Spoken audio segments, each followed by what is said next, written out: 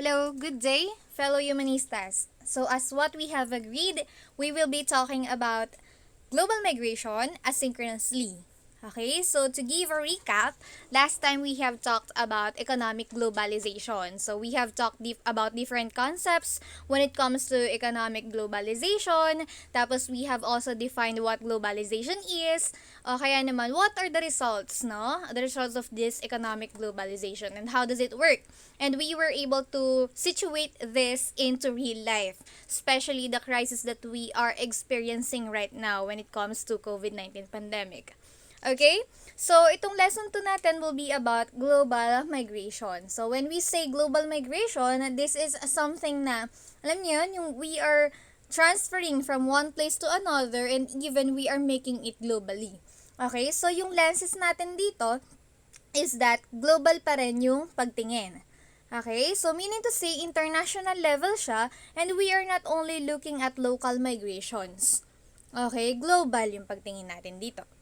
Okay? So, the global flow and interconnectivity of communications, technology, and economic activities, along with their impact on the environment and geopolitical arena, has generated push and pull factors affecting migration and relocation of people.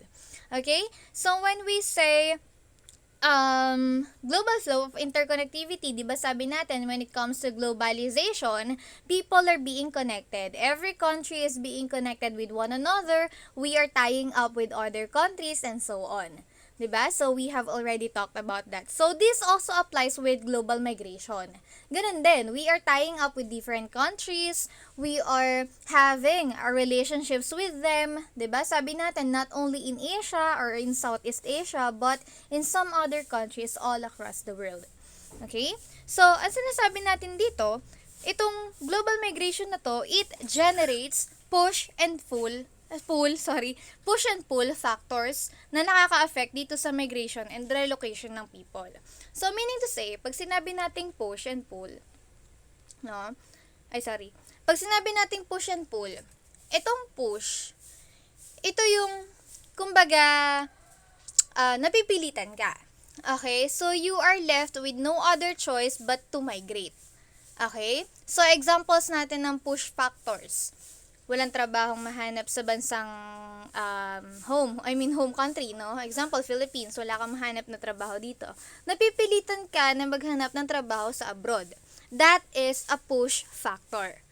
Okay, maliwanag? So, pag sinabi nating push factor as well, ito yung mga examples natin or mga factors na napipilitan or sabi ko nga, you are left with no choice but to migrate.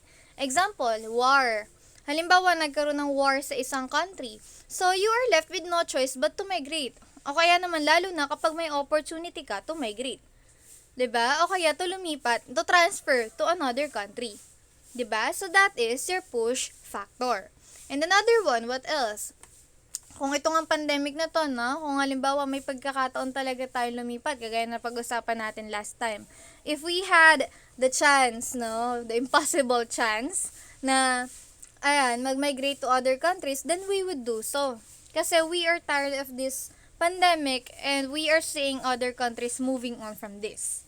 'Di ba? Na tayo nga kagaya na napag-usapan natin last time, we are somehow left behind, yung parang we get worse and worse and worse each day while at some other countries they are inch by inch getting better. Okay? So that is our main issue last time, no? So, I'm hope we are clear with push factor. Pag sinabi naman nating pull factors, ito naman yung hindi ka naman napilitan. These are some factors na medyo voluntarily mong ginawa. Okay? For example, gusto mo mag-aral abroad and you had the opportunity, ganyan. So, you will be migrating there. Okay? So, yun yung pull factors natin. Hindi ka naman napilitan. You are not left with no choice. May choice ka pa din and you are doing it out of your own control.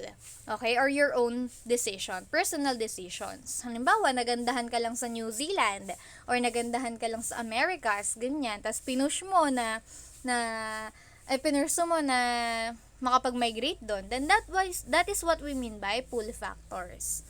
Okay? Once again, yung push factors, ito yung mga reasons why people are being or people are migrating, ganyan.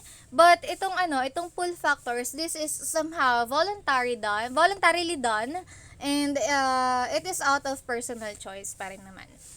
Okay? O kaya naman halimbawa, dream mo na makapag-migrate sa Iceland, ganyan. So that is a pull factors. Okay?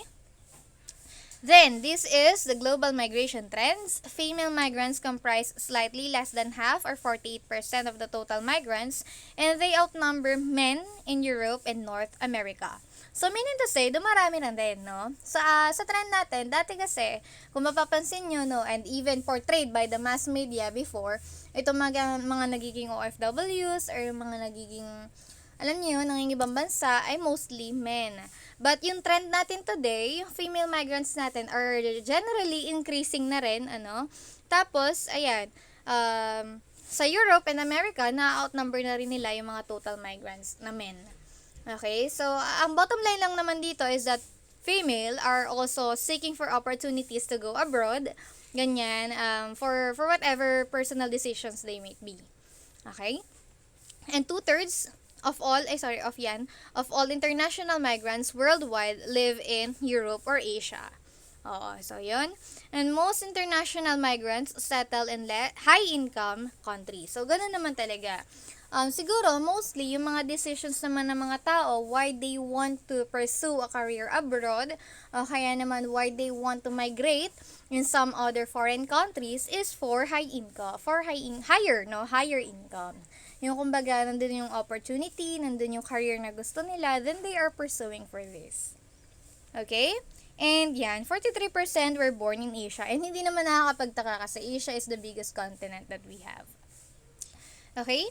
New pattern include greater participation of women, flow towards Middle East and Asia, increase in number of displaced migrants due to conflict and extreme weather conditions. So, yun yung sinabi natin kanina na ang women, they are being involved na rin when it comes to migration, and especially yan sa Middle East, sa Asia, 'di ba? Especially kapag mga domestic work, ganyan. So, ang mga women, very particular para dyan. Especially mga Filipina kasi we are generally hygienic. 'Di ba? Kaya mataas yung demand para sa ating mga caregivers, no? And even nurses, 'di ba? Yan. What are the implications of these global migration trends? So, it's for you to ponder on. There are lots of implication nitong global migration trends. Kasi, 'di ba, nakikita natin na there is the push for gender equality, 'di ba? Kasi nakikita natin na women are being empowered na when it comes to their career, pursuing their career. Hindi na lang men yung mga madaming opportunities abroad, 'di ba? Even women can apply for those opportunities. Especially kapag halimbawa mag-aaral abroad, 'di ba? Yung mga exchange students, etc., ganyan. So, still, women have their equal opportunity as men. Diba? So, that is one of the implications of this global migration trend. Okay? And ang isa pa sigurong implication nito would be sharing of cultures. Diba?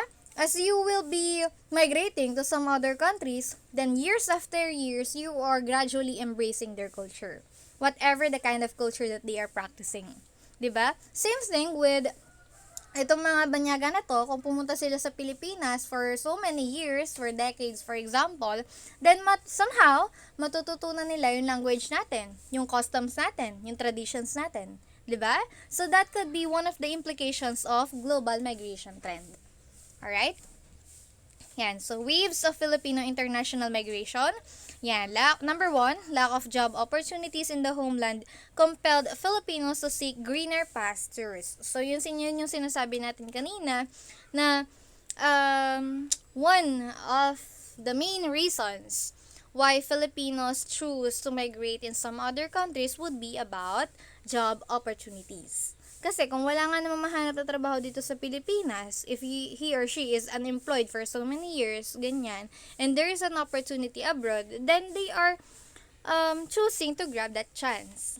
'Di ba? And hindi naman natin sila masisisi kasi they want their economic status to be more stable than ever. Okay? And 10% of the population are found overseas, 'di ba? So makikita natin, and even mapapansin din naman natin without these statistics, na Filipinos are everywhere. May Filipino sa Southeast Asia, sa lahat ng bansa ng Southeast Asia, sa buong Asia, even sa America, yan, sa Europe, ganyan, 'di ba? So every part yata ng mundo, merong mga Pilipino, 'di ba? So that is the reality. And in 2015, average 6,092 Filipinos live daily. Okay, so 2015 pa to, but for now, syempre wala ngayon dahil may pandemic tayo. But yeah, the thing is, ang bottom line lang naman dyan is that there are lots or thousands of Filipinos who are living their homes, their families here in the Philippines to grow and seek for greener pastures dito sa ibang bansa. So that is the reason behind migration, 'di ba? Or yung pagiging OFWs nila. Okay? Yan. So these are the waves of Filipino international migration. So number 1 is Manila men. So during 16th century, we call them Manila men. And take note, men. 'Di ba? So meaning to say, itong mga kalalakihan lang talaga yung nagkakaroon ng mostly ng opportunity para mag-seek ng greener pastures ng opportunities abroad. Okay, so as centuries evolve and time is also changing as well as culture, nagkaroon na, ang tawag na sa kanila ay Los Indios Bravos. So this is during the 19th century. Okay, so nag-iba lang yung tawag, no? But then, during the 19th century, alam natin na ito'y panahon ng mga Espanyol. 'Di ba? Pananakop ng mga Espanyol sa mga Pilipino o sa buong Pilipinas. Okay? So ang tawag na sa mga nangingibang bansa or nangingibang bayan ay Los Indios Bravos. Indio pa rin. Nakikita nyo dyan na may Indio. So, there is a notion para sa mga Pilipino na Indio lang tayo. Ganyan. Mababa ang pagtingin ng mga Espanyol sa mga Pilipino. Pero dahil nangingibang bansa na nga, di ba kaya nila nilagyan ng term na Los Indios Bravos. Ano? Then comes 20th century, we have pensionados and the best and the brightest. So, yan, 20th century, ayan, ang tawag na ay pensionados. No? Iba lang yung tawag, but the idea is always the same. Sila yung mga nangingibang bansa, nangingibang bayan, to seek greener pastures, to have these opportunities, ganyan. Yun pa rin. Then, ayan, nag-evolve pa rin siya sa dasakadas or damanongs, pero yon sabi ko nga, ganun pa rin yung idea. Then yan, tapos, mid-20th century, ayan, navies and nurses, no? Halimbawa sa mga caregivers, so we call them nurses, no? And we deem them as professionals. And yan, tapos overseas contract workers, 1970s to present, diba? Contract workers, pero ngayon ay OFWs na yung tawag natin. And we deem them as one of the heroes ng bansa natin, diba? Or modern heroes. Bukod sa tax, 'di ba? Bukod sa tax na ay sa inaambag nila sa lipunan or sa national treasury natin is that nagsasacrifice sila for their family, 'di ba? I know for sure may mga kilala kayong OFWs. Napakadami niyan, 'di ba? Napakadami niyan dito sa bansa. Siguro may kapamilya kayo, hindi sasala, no? May kapamilya kayo, may kaibigan kayo or friend ng kaibigan nyo or kapamilya nyo, basta may kakilala kayong OFWs. Kasi napakadami niyan. And one of the reason siguro is that meron tayong lack of opportunities dito sa bansa. Hindi ganun kadami yung opportunities natin, halimbawa job opportunities dito sa bansa natin. Nakakalungkot, no? Na kailangan pa nilang lumayo, umalis ng bansa instead of serving our own people. Okay? Yan. So, po yan, nabanggit ko na kanina pala, push and pull factors in migration. So, poverty yan, kahirapan and unemployment. 'Di ba? So, meaning to say, ito yung magpupush talaga sa'yo na umalis. No? Yung parang wala kang choice kundi umalis mga ibang bansa, mga ibang bayan sa halip na maghintay ng opportunities dito sa bansa natin. 'Di ba? So yan, major disruptions such as war, famine, political persecution. So these are just some of the push factors pa rin in migration, no? Immigration policies of host countries, shift from agricultural to manufacturing, export-oriented. So meaning to say, kapag medyo we are inclined into manufacturing industries or ito mga pag-manufacture natin ng iba't ibang products, iba't ibang bagay, then we are highly oriented on them and we are embracing such opportunities na, alam niyo yun, na inaano natin, na nagkakaroon tayo ng opportunities of. Yan. And westernization of education. So, isa pa yung education. We are being westernized. Meaning to say, we are being highly influenced by American education or those education na medyo powerful in Southeast Asia, for example.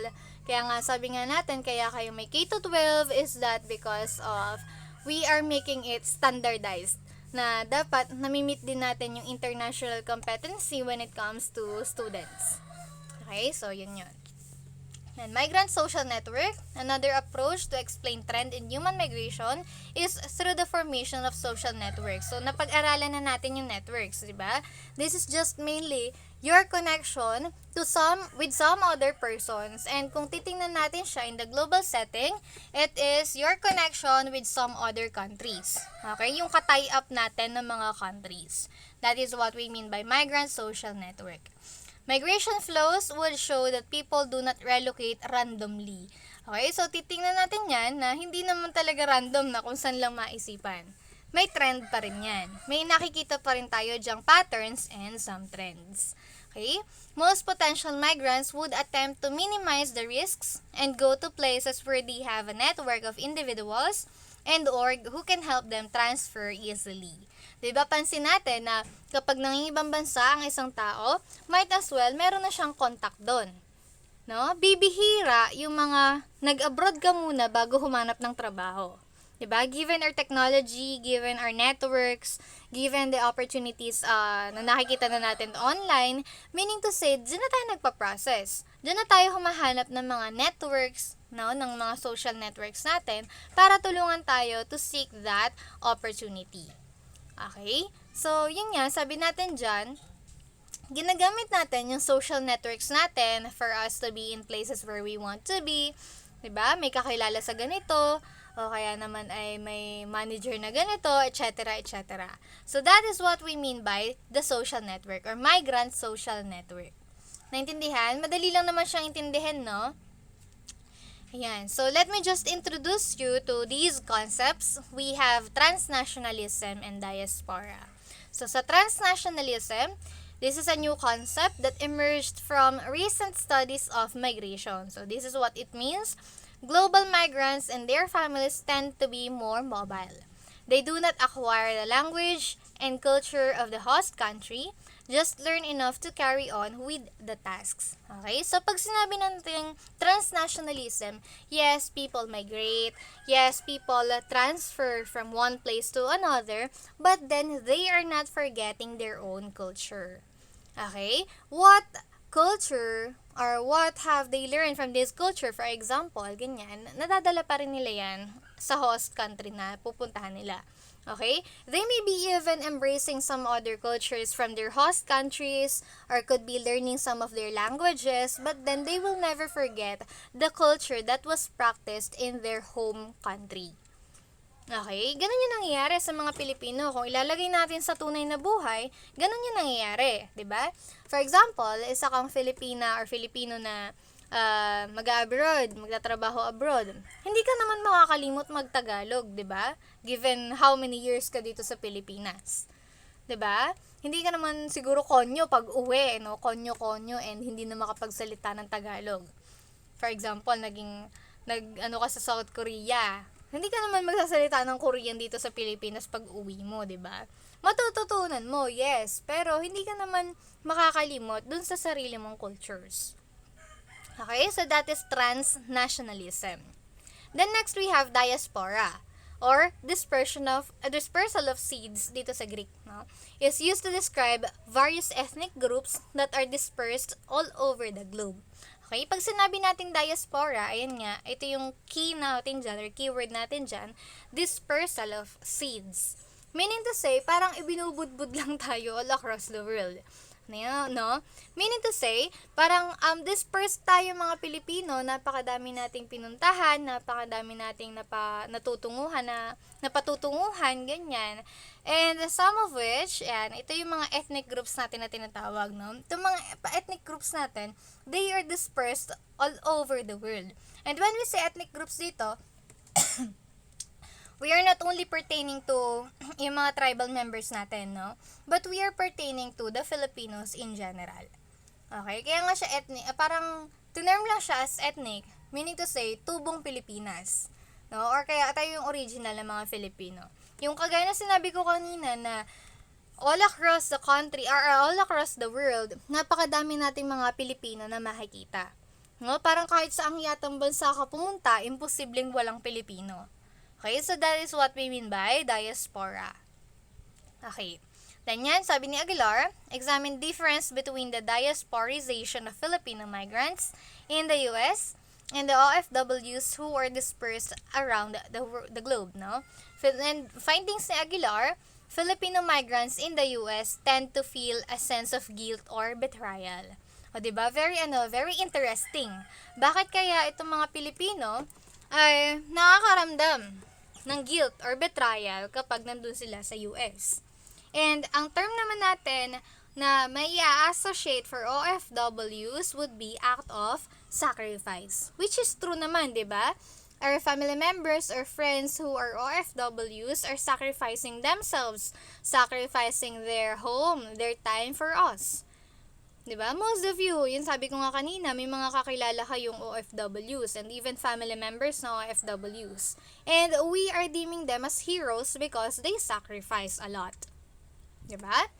Okay, and yan, meron siyang tinawag na term, Filipino-ness, does not depend on physical location or language spoken. So, ang sabi ni Aguilar dito, it is not about where you have been, no? Hindi masusukat yung pagiging Pilipino mo kung nasaan ka or whatever the kind of language that you are speaking.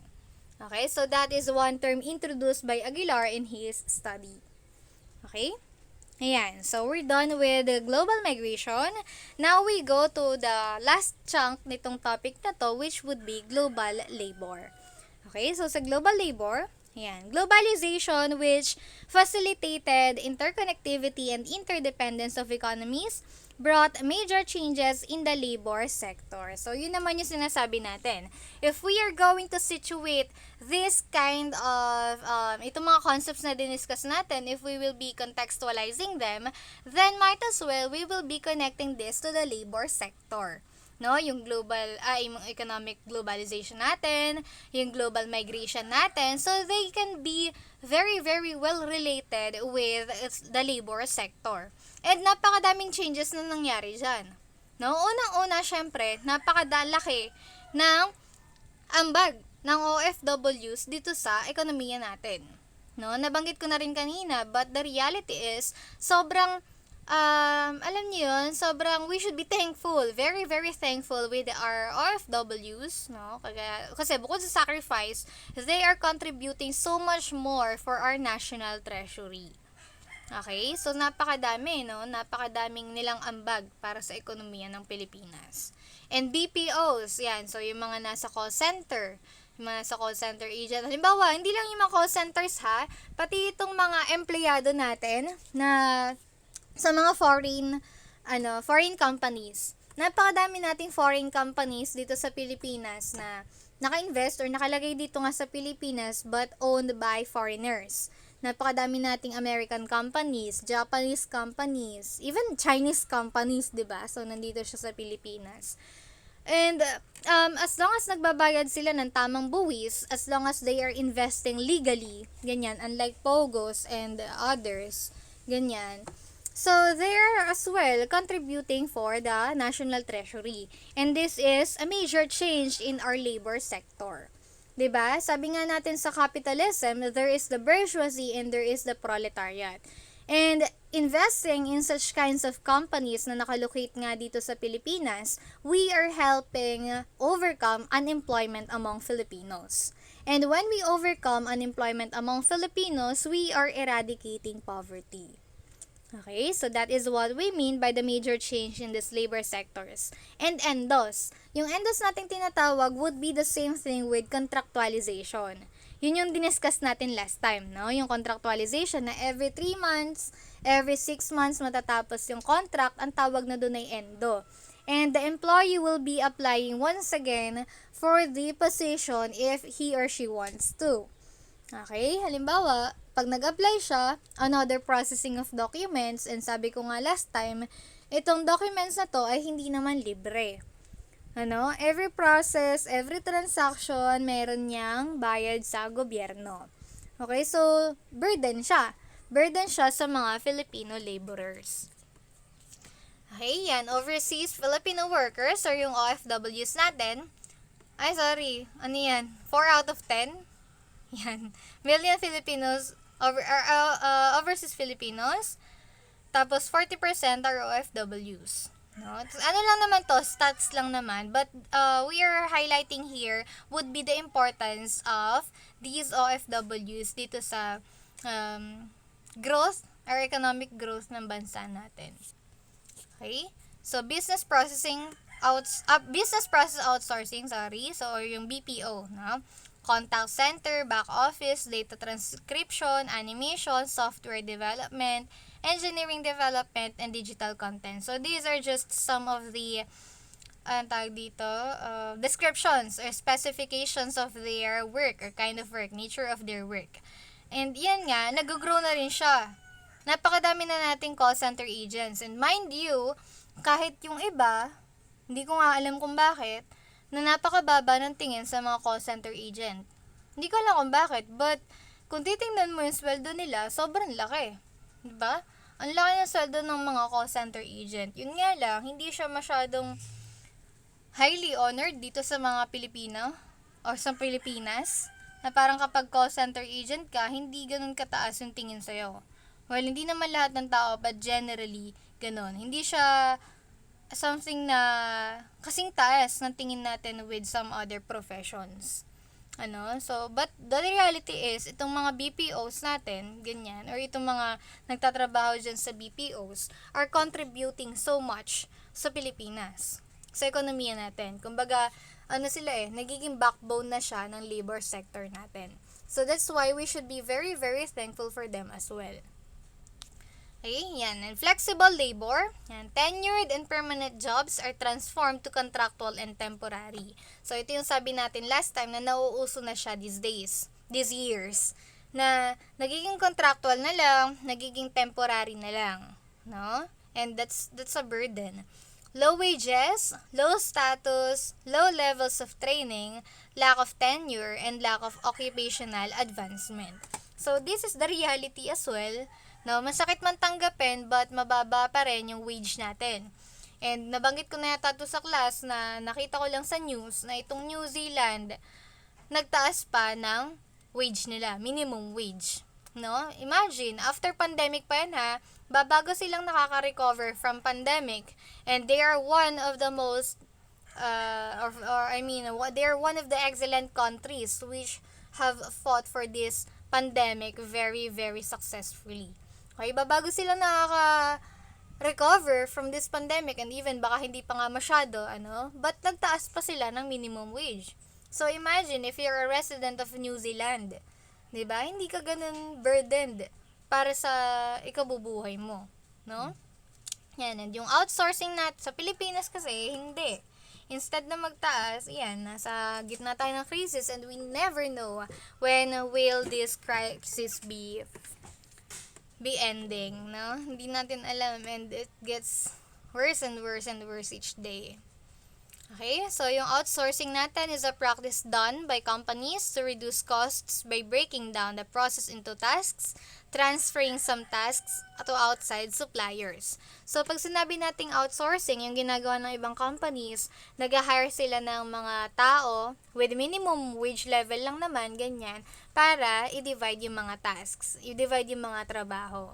So that, hindi mapupuno ang isang empleyado ng napakadaming trabaho which will demand him or her ng mas malaking sahod. I-divide pa rin siya ng i-divide. Okay, so that is the process of outsourcing. Okay, so parang Parang nagdi-divide ka lang or nag-a-assign ka lang ng different tasks to different people. Okay? And syempre, iba't iba sila ng sahod. Kesa nga naman isang tao lang, tapos nasa kanya lahat ng sahod, tapos magde-demand siya ng mas malaki. 'Di ba? Kung i-divide yan, baka kung tatlo kayong minimum wage earners lang, edi mas mura yung babayaran mo. Kesa sa isang tao na sobrang laki nung demand niya dahil ang daming trabaho. 'Di ba? So that is outsourcing. And digitization and robotization of work. So this is a trend as well when it comes to the labor sector. Intelligent technologies are penetrating not just factories but also the service industry that includes banking, financing, wholesale, and retail trade. Right? So, pag sinabi natin dito ng digitization and robotization, people won't need to work. Hindi naman biglaan, but unti-unti. One of the best example ditong nakita ko ay yung RFID. 'Di ba? Yung mga car owners ay nire-require na magkaroon ng RFID sticker. 'Di ba? So pagdaan nila ng toll gate, iano na lang, kumbaga masi-sensor na lang yung RFID sticker nila, and they would never need to have yung mga toll cashiers. 'Di ba? So that is digitization of work. 'Di ba? Kumbaga sinasabi natin, baka dumating yung panahon due to advancement of technologies na ang mga tao ay marireplace na ng mga robots when it comes to work. And kapag robots, syempre, yung mga private companies and capitalists, hindi na nga naman sila uupa or ng mga tao, mag-hire ng mga tao para bayaran. Bibili na lang sila ng mga robots. 'Di ba? Lalo na kung manual labor 'yan, na hindi naman kailangan ng, alam niyo yun, ng intelligent skills or ng decision making skills, ganyan. 'Di ba? So, this could be a burden. Lalo na sa mga countries like Japan na sobrang inclined sa technology, no? Na parang konting discovery. Yan, may mga robots sila for this, ganyan. So, nakakatakot din na baka mawalan ng trabaho yung iba due to robotization. 'Di ba? So that thing is something na pwede nating i-ponder, 'di ba? And worker-less world. So ito yung sinasabi natin. Entrepreneurs are drawn towards automation and robotization because it is less costly than human labor. So ito yung sinabi ko nga kanina na hindi mo nababayaran, 'di ba? Mag-invest ka na lang dun sa robot or sa any kind of digital platform nila, and you will never need to have to hire some employees pa. 'Di ba? Technology has eliminated certain types of work but has created new opportunities and intensified the use of human labor. Okay? So yun din sabi natin kanina, may mga opportunities na siguro for robots na lang and hindi na kailangan ng human labor. But the downside of it is that wala mawawalan ng trabaho yung mga tao. Kasi robot na yung magtatrabaho for them. Okay? Yan. Combination of human and information technology work. So, somehow, mas maganda siguro to. Ito yung best dyan. Combination of human and ICT or yung IT natin, di ba? So, combination siya siguro. Mas maganda na digital, lahat robotization, plus kailangan pa rin yung tulong ng tao. 'Di ba? Halimbawa, hindi naman meron mga skills talaga tayo na hindi ma-replace ng isang robot. Example, decision-making skills. O kaya naman yung mga intelligence skills natin. 'Di ba? So, mga ganung bagay, kailangan pa rin talaga natin dyan yung manual labor force. Okay, so universal basic income and fixed payment given to every citizen who loses a job due to automation. So, sa atin, hindi ko alam kung kung posible ito, but in some other countries, this is mandatory. Nababayaran mo yung mga taong hindi nakapagtrabaho due to automation or robotization, no? Kumbaga, na-replace sila ng robot, na-replace sila ng digital world, ng digital, kung ano-ano mga sa digital world, ganyan. But, babayaran mo sila. Kasi mawawalan nga sila ng trabaho. 'Di ba? So, that is what we call universal basic income. Okay? Yan. So, that's the end of our discussion. Hanggang dyan yung discussion natin. And this will be your task. Online task 4. All of 4. Yan. Compose and perform a short spoken poetry that talks about the significance of overseas Filipino workers in the modern times. So, yung gagawin nyo, I think nabanggit ko naman na to nung course orientation, that one of your tasks would be a spoken poetry. So, your spoken poetry could be at least 2 minutes, no? Siguro? Bahala na kayo. English or Filipino, up to you.